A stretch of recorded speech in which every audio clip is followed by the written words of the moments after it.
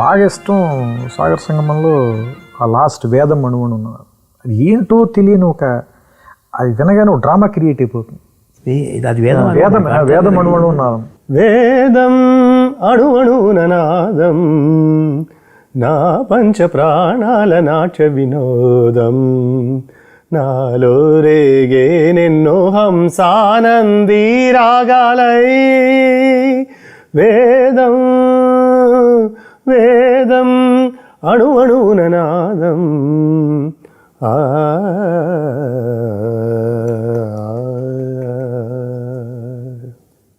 వినగానే ఏంటో ఒక ఫీలింగ్ వచ్చి నాకు నోస్టాలజిక్ అయిపోతుంది వినగానే. అది రాగం హంసానంది రాగం, అది అందుకనే హంసానంది అని రాశారు అందులో మాట ఆయన. ఇంకొకటి హంస అనే మాట వింటే యాక్చువల్గా ఆడు చనిపోబోతున్నాడు, హంస ఎగిరిపోయిందని అంటారు. బేసిక్గా హంస స్పిరిచువల్ దాంట్లో కూడా వాడతారు. ప్రాణం హంస లాంటి పవిత్రమైంది, ఒక తెల్లటి కాంతి పుంజం లాంటి దేహం. అవును, సో అది వెళ్ళిపోయింది అని బేసిక్గా, అందుకని దానికి కూడా మ్యాచ్ అవుతుంది. ఎందుకంటే చనిపోవడానికి ముందు పాడుతూ ఉంటాడు. స్థాయిలు మంచి స్థాయిలు ఎత్తుకున్నాడు ఆయన ఇళయరాజా. ఆ స్థాయిలో ఎత్తుకోవటంలోనే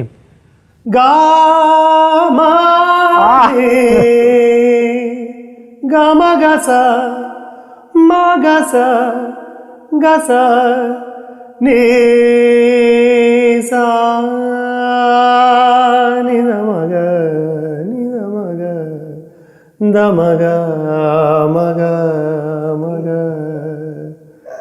సరే సాని గమగని గమగ మద మదని దని సాని రే. అది ఎట్లా వచ్చిందంటే ఆ పాట అది ఎవరో కంపోజ్ చేశారు, మనం ఇట్లా పాడాలి ఇదంతా ఉందన్నట్టుగా ఉండదు. అది ఒకడెవడో వాళ్ళు ఒక ఇన్నర్ సెర్చ్ చేశారు. అది ఇన్నర్ శక్తి, అది ఇన్నర్ శక్తి అంటామే. వాడు వెతుక్కున్నాడు ఏదో అన్నట్టు, మదనం వెతుక్కుంటే ఉంటుంది. Probing your way in the dark. Perfect అట్లా ఉండాలని అనుకున్నప్పుడు మనం అలా చెప్పినప్పుడు మహానుభావులు అందుకనే వాళ్ళకి దండం పెట్టాలి ముందర మనం.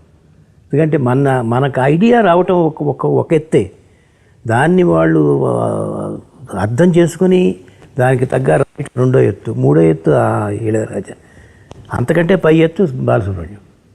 వీటన్నిటినీ క్రోడీకరించి నాకు ఇవ్వటానికి ఇంతమంది చేయాలి. ప్రేరేపణ నాది కావచ్చు, ఇగ్నిషన్ స్విచ్ నాదే కావచ్చు. ఫస్ట్ గేర్ ఒకళ్ళు, సెకండ్ గేర్ ఒకళ్ళు, థర్డ్ గేర్. ఒక మాట అనిపిస్తుంది ఇప్పుడు మీరు చెప్తుంటే, యాక్చువల్గా ఈ పాట వింటుంటే ఏం చెబితే అది చెయ్యాలి అని ఒక సంగీత దర్శకుడు అనిపిస్తుందండి. నాకైతే కూడా అందట్లేదు. అది చెప్పాడు కాబట్టి ఆయన ఇస్తున్నాదండి. అది కరెక్టే లేదు. ఏమి చెప్తే అసలు అలాంటిది ఒకటి చెయ్యాలి అంటే, ఏమి కదిపితే, ఏ కార్డు కరెక్ట్గా మనం ముట్టుకుంటే ఆ పాట చేయాలని అనిపిస్తుంది, అది చెప్పటం సామాన్య విషయం కాదు. ఒక ఇన్స్పైర్ చేయటం అనేది ఇప్పుడు ఫస్ట్ అప్పటికప్పుడు వాళ్ళు వచ్చి కూర్చుంటారు. నువ్వు ఎప్పుడు వస్తున్నావు, నాకు అదంతా ఆలోచించి నేనంతా అయిపోయి రెడీగా ఉన్న పాట కావాలన్నప్పుడు నువ్వు వచ్చి కూర్చుంటున్నావు. నువ్వు పాట డిస్కషన్లో త్రూ అవుట్ కనుక ఉంటే, నా స్టోరీ డిస్కషన్లో నువ్వు ఇంబైబ్ అయి ఉంటావు. నీకు కూడా లోపల నరాల్లో నా కథ నీకు జీర్ణించుకుంటావు. ఇప్పుడు వచ్చావు ఫ్రెష్గా. నువ్వు ఓ రైటర్ అప్పుడే వచ్చాడు, లిరిక్ రైటర్ అప్పుడే వచ్చాడు, మ్యూజిక్ డైరెక్టర్ అప్పుడే వచ్చాడు. నువ్వు అంది కరెక్టే చాలా. ఎందుకంటే మనం ఇంత చెప్తే రాసేవాడికి ఆయన మహాదేవన్ గారు ఎప్పుడు ముందర రాయించుకుంటాడు, ఆయన పాట ట్యూన్ ఇవ్వడు. అప్పుడు వాళ్ళకి బాగా లోపలికి ఎక్కేదాకా నరాల్లోకి ఇంట్రావీనస్ ఇంజక్షన్లు 4-5 ఇచ్చేసిన తర్వాత, అంటే చెప్పడం గొప్పతనం ఉంది కాదు, చెప్పడం నా బాధ్యత. శంకరానాథ శరీర పాడాలి అని ఉన్నప్పుడు అందరూ వచ్చారు. త్యాగరాజ ఉత్సవాలు జరుగుతున్నప్పుడు మిగతా బ్రాహ్మలు వీళ్ళు అందరూ వచ్చి కూర్చున్నారు. ఒక్కసారి మంజు భార్గవి ఒక పచ్చత కాబట్టి అక్కడ కూర్చోగానే అందరూ లేచి వెళ్ళిపోయారు. అందరూ లేచి వెళ్ళిపోతే ఒక్క ఈయనను మంజు భార్గవి కూడా వెళ్ళిపోయింది. ఈయన శంకరుడు మిగిలితే నువ్వు ఉన్నావు కదా నాకు చాలు అన్నట్టుగా పాట రావాలండి అని చెప్పకపోతే ఇంకా ఎక్కువ మాటలు చెప్పుంటాం. లేదు సార్, అంటే నేను అనేది ఏంటంటే సార్, మీరు చెప్పే దాంతోపాటు చెప్పంది కూడా ఏదో ఉంటుంది సార్. అది అంటే ఇది చెప్పడం మూలంగానే ఈ చెప్పంది లోపలికి వెళ్తుంది సార్, అది సంగీతంగా బయటకు వస్తుంది. అంటే మీకు ఒక ఎగ్జాంపుల్గా చెప్పాలి అంటే, ఇప్పుడు అదే శంకర శాస్త్రి గారు నన్ను, అంటే నేను ఎవరినో బాధ పెట్టాలని ఏదో మాట్లాడట్లేదు, అదే మంజు భార్గవి గారు, తర్వాత కమల్ హాసన్ గారు తెలుగులో చేసిన గుర్తుపెట్టుకునే సినిమాలన్నీ ఏం చేసినవి. సో అంటే అవి, అంటే ఇప్పుడు వాళ్ళల్లో విద్వత్తు లేదనా, లేదంటే వాళ్ళ విద్వత్తుకి సరిపోయే పాత్రలు రాలేదనా, లేదంటే వాళ్ళ విద్వత్తుని వాడుకునేలా దర్శకులు పని చేయించుకోలేదనా, మీరు ఏది దేనికి టిక్కి పెట్టాలన్నా ఫైనల్గా వచ్చి ఇక్కడే వచ్చేయండి. సో మీరు ఏ ప్రశ్న వేసుకున్నా సమాధానం వచ్చి ఆన్సర్ ఒకటే, అన్నిటికీ ఆన్సర్. 5 మార్కుల ప్రశ్న అయినా 1 మార్కు ప్రశ్న అయినా దేనికైనా కానీ అంతే. ప్రూఫ్ ఎగ్జాంపుల్ అదే కేవీ విశ్వనాథనే రావాలి మళ్ళీ. ఎందుకంటే అది అంటే బేసిక్గా చాలా మౌలికమైన దశలో కథ అనుకోవడం దగ్గర నుంచి ఆయనకుండే సంస్కారం. అది దైవదత్తంగా ఇవ్వబడింది, కొంత అమ్మా నాన్నలు పెంచింది, కొంత ఆయన అలవాటు చేసుకున్నది. సో వీటన్నిటి మిక్సరే కదా ఆయన. సో అందుకని బేసిక్గా ఆయన ఆలోచించే విధానంలోనే, అంటే అసలు మొదటి అక్షరం పెట్టేటప్పుడు ఇందాక ఆయన చెప్పినట్టు రాసుకునేటప్పుడే ఫస్ట్ పెట్టడంతోనే ఆయన ముందు ఆలోచించడమే, ఆ దారిలో ఆలోచించడం మొదలు పెడతాడు ఆయన. బేసిక్గా ఆటోమేటిక్గా అందరూ వచ్చే గ్రూవ్లో కూర్చుంటారు, దానికి సంబంధించిన వ్యక్తులే వస్తారు, వాళ్ళే వచ్చి కూర్చుంటారు అక్కడ. అదే సుందరరామూర్తి గారు ఎన్ని మాస్ పాటలు రాశారో మనకి తెలుసు, కానీ ఈ దగ్గరికి రాగానే వెంటనే మళ్ళీ. కానీ అది సంస్కారం, వాడి సంస్కారం త్రివిక్రమ్. అది నేను లేనిదే రాయడు అసలు, బయట కూర్చొని రాస్తాడు, రాసి 2 పలవులు లోపలికి పంపిస్తాడు పైగా. ఎందుకని నిజంగా అటు చెయ్యక్కర్లేదు ఆయన, అలా అది వాడి సంస్కారం అది. రాయి నువ్వు చెప్పినట్టు రాయలేక ఆయన. అంటే గుర్ర పందాలంటే మనం గుర్రం మీద కూర్చుని కాదు కదా, పరిగెత్తక్కర్లేదు, దూరంగా ఎక్కడ ఉంది ఫోన్లో కూడా పందెం వేయచ్చు. కానీ గుళ్ళోకి వెళ్ళి పూజ చేయించుకోవాలంటే మన దగ్గర ఉండి వెళ్ళి కొత్త మాత్రం భూతం తిరువేంద్ర సీతారామ శాస్త్రి జంధ్యాలు కూడా వాళ్ళు చివరిదాకా అలా గౌరవం చూపించారు. ఏముంది గౌరవం చూపించడం లేదని. వాళ్ళు ఇప్పుడు సుందరామూర్తి గారు ఎత్తట కానీ ఏముందో వాళ్ళకి తెలుసు.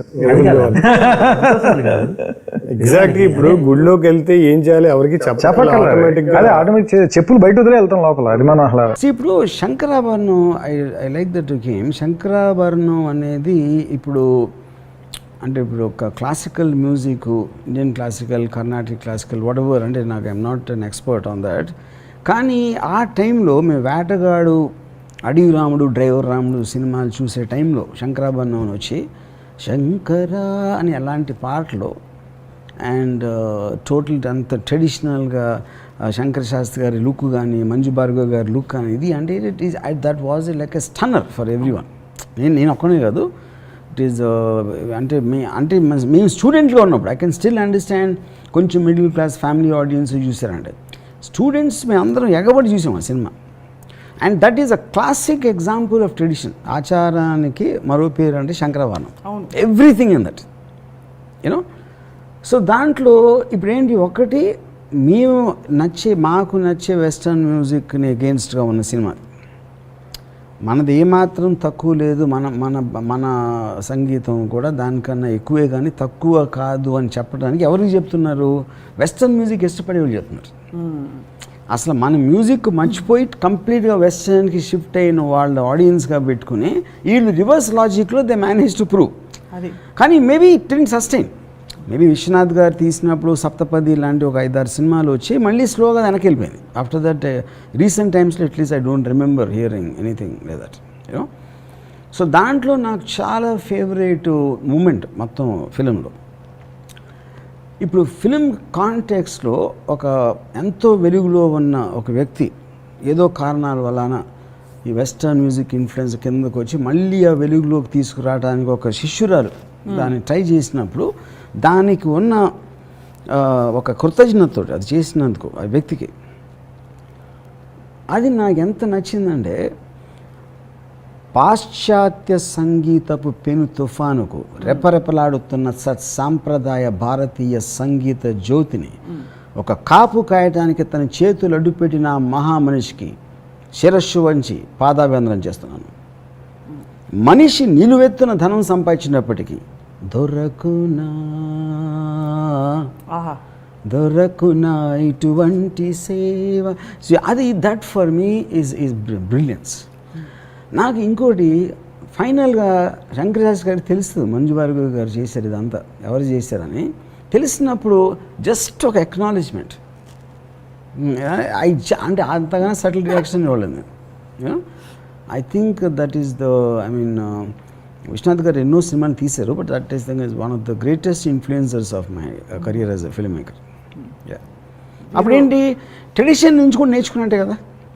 నేను ఆచారాలు నమ్ముతానా పాటిస్తానా పక్కన పెట్టి అంత ఖచ్చితంగా పాటించిన విశ్వనాథ్ గారి శంకరాభరణం నుంచి కూడా నేను చాలా నేర్చుకున్నాను. కానీ ఇట్స్ అంటే ఒక విజువల్ వస్తే మీరు విచారాలు, ఆయన ఆచారాలు, మీరు ఆలోచనలు, ఆయన ఆచారాలు, మీ ఇద్దరు కలిస్తే ఏం మాట్లాడుకుంటారా అని అనిపిస్తుంటుంది. అంటే కానీ ఇంకోటి ఏంటంటే ఆలోచన కూడా ఆచారాల నుంచే కమ్యూనికేట్ అవుతుంది.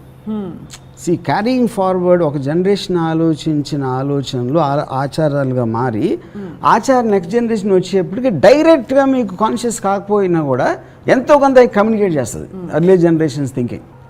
సో విజువల్గా ఏదో ఒక ఎంటర్టైన్మెంట్ అయితే ఉంది, ఒక పద్ధతి, ఒక తీరు, ఒక యూటిలిటీ అన్నీ ఉన్నాయి ఆచారాలు. ఇంట్లో నందులన్నీ ఫైట్ చేసుకుంటూ ఉంటాయి గురుగారి ఇంట్లో. మీకు కూడా బెస్ట్ జ్యూరీ అవార్డ్ ఈ సినిమాకి వచ్చింది, and I think film fair award కూడా వచ్చింది ఈ సినిమాకి. అంతకుముందు మీకు నంది అవార్డ్ వచ్చిందా? Was it the first experience for you? No, and when you get for an award for a film, you really enjoyed working. People have really appreciated, and you see a new side in the actor. People have loved that kind of acting. You really feel good about it, and you enjoy that, the appreciation and the career lo kunne dorugutayi. It's just unfortunate that I couldn't do many more films. అంత best film చేసిన తర్వాత opportunity మళ్ళీ చిన్న అబ్బాయి చేశారు. అది కూడా చాలా రోజులు అయింది చేసి. Given a chance would you? Yeah, that's why in fact I felt like I was again, even though it was not his film, when I worked that in Kalsunavara, it was like I never felt so happy in my life. I mean, it was like when he came back and we worked so well, and it was so enjoyable, and I was so happy that he came and worked in my film, in Nanagar's film. Being a son of a very senior producer, మీకు కానీ రామనాయుడు గారికి కానీ అన్నయ్య గారికి కానీ పెద్దవాళ్ళు చేయాల్సిన character లాగా అనిపించి అలా ఏమైనా అప్రహెన్షన్స్ ఉండేయా మీరు before? No, every single day, you won't believe it. After I got into film career, my brother and my father, no matter what films I did earlier, they kept on saying that you have to work with that Vishwanath garu. There's no other thing. ఎప్పటికైనా first ఒక cinema ఆయనతో నేర్చుకుంటేనే you learn real acting అనేది. మన విశ్వనాథ్ గారి మనస్తత్వం గురించి విశ్లేషించుకుంటే చాలు, వారి సినిమాల గురించి మనం విశ్లేషించుకున్నట్లు. అంటే ప్రతిదీ వారి మనసులో నుంచి ఉద్భవించినటువంటి సినిమాలే అన్నీ కూడా. అంటే వారికి సమాజం పట్ల ఎంత కన్సర్న్ ఉంది, సమాజం పట్ల ఎంత నిబద్ధత ఉంది, కళల పట్ల ఎంత మక్కువ ఉంది, వాటి పట్ల ఎంత ఆరాధన ఉంది, అలాగే మన సంప్రదాయాలు సత్సంప్రదాయాలు వీటి పట్ల వారికి ఉన్నటువంటి అభిమానం ఎంత ఉంది, వాటిని కాపాడుకోవాల తపన ఎంత ఉంది, ఇవన్నీ వారి మానసిక పరిస్థితుల్లో నుంచి మనస్తత్వంలో ఉన్నటువంటివి ఆయన సినిమాల్లో రిఫ్లెక్ట్ అవుతుంటాయి. మరీ ముఖ్యంగా హ్యూమన్ వాల్యూస్, మానవతా బంధాలు, అవి నిజంగా ఈనాటి సినిమాల్లో కానీ ఏనాటి సినిమాల్లో చూసినా వాటిని ఆలంబనగా చేసుకున్నా సరే వాటి ఇంటెన్సిటీ అనేది అంతంత మాత్రంగానే ఉంటుంది. అలాంటిది దాని ఆ విలువల్ని పూర్తిగా ఆయన సినిమాల్లో మనం సుస్పష్టంగా మనం చూడగలం. అట్లాగా ఒక ప్రతి సినిమాలో ఒక సోషల్ ఇష్యూని తీసుకుంటారు, దానికి ఒక ఆన్సర్ చెప్తారు ఆయన సినిమాల్లో. అండ్ విశ్వనాథ్ గారి గురించి చెప్పేంత పెద్దవాడిని కాదు, కానీ ఆయన అత్యంత దగ్గర మనిషిగా ఉండే అదే నీ నమ్రత, అదే ఉన్నటువంటి. ఇవాళ మీరని పిలవాలా నువ్వని పిలవాలా నాకు అర్థం కాని టైంలో నేను ఒకసారి అన్నా కూడా అన్నమాట, ఏమని పిలవాలి,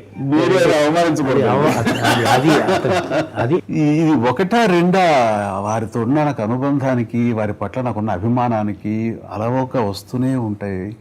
చెప్పాల్సిన బోల్డ్ అంత లోపల తన్నుకు వస్తున్నాయి మాటలు. నేనే రిస్టర్న్ అవుతున్నాను, ఎట్లాగా ఎంతవరకు మాట్లాడాలి, ఎంతవరకు మాట్లాడకూడదని దీని మీద. మీరు విశ్వనాథ్ గారికి చేసిన రెండవ సినిమా స్వయం కృషి చాలామందిని ఇన్స్పైర్ చేసింది, చాలామంది జీవితాల్లో ఎంతో మార్పులు తీసుకొచ్చింది. కృషితో నాస్తి దుర్భిక్షం అనడానికి, స్వయం కృషితో ఏ స్థాయికైనా ఎదగచ్చు అనడానికి మీరే ఒక పర్ఫెక్ట్ నిదర్శనం సార్. స్వయం కృషి అనే సినిమా అదొక వ్యక్తిత్వ వికాసపు పుస్తకం లాగా మనం అనుకోవచ్చు. అది ఆ మనిషి ఎంత ఎత్తుకు ఎదిగినా సరే అణిగిమణిగి ఉండాలి, ఒదిగి ఉండాలి, నిండా ఫలాలతో నా చెట్టు ఎలా ఎత్తి వంగి ఉంటుందో అలా ఉండాలి అని చెప్పినటువంటి కథ. గురువుగారు ముందు చెప్పినట్లుగా ఇందాక చిరంజీవి నేను ఆ సమయంలో శుభలేఖ సమయంలో ఎలాగా చూశానో, అప్పుడు ఎట్లా బిహేవియర్ ఉందో, ఈ రోజుకి అదే రకంగా ఉంటాడు అంటే బహుశా ఆయన సినిమాలను చూసి ఆ సినిమాల నుంచి ఇన్స్పైర్ అయ్యి దాని నుంచి ఆ రకంగా మేము నేర్చుకున్నామేమో అని కూడా అనుకోవచ్చు. సో ఇట్స్ ఎ లెసన్, ప్రతి సినిమా ఒక లెసన్. అందుకనే అది కేవలం వినోదాత్మకమే కాదు, అందులో విజ్ఞానం కూడా ఉంటుంది. అందుకనే అవి ఒక పర్సనాలిటీ డెవలప్మెంట్ పుస్తకాల్లాగా అనుకుంటాను. అందులో స్వయం కృషి బెస్ట్ ఎగ్జాంపుల్. అండ్ క్యారెక్టరైజేషను ఒక చెప్పులు కుట్టుకునే స్థాయి నుంచి ఒక పెద్ద షూ కంపెనీ ఓనర్గా ఎదిగి ఒక కార్లు మంది మార్బలం ఇంత హంగామా ఉన్నా సరే తను బేసిక్స్ని వదలలేదంటానికి, రూట్స్ మర్చిపోవటం లేదు, నేను మర్చిపోకూడదు అని తానుగా ఒక నిర్దేశించుకోవడానికి చక్కటి అట్మాస్ఫియర్లు పెట్టుకుంటాడు.